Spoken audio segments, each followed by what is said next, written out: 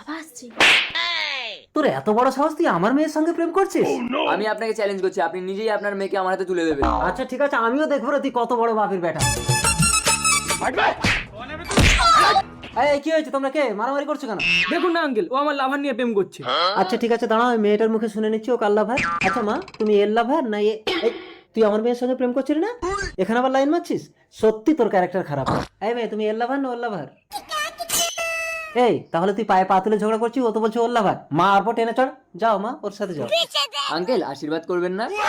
এ তো আমার মেয়ে। এই তোরা, আরে মেয়েকে নিয়ে পালাচ্ছে। ও মা, এরা তো আমার মাথায় টুপি পরিয়ে আমার মেয়েকে নিয়ে পালালো। শান্ত হও, আমরা আবার একটা মেয়ে নেবো।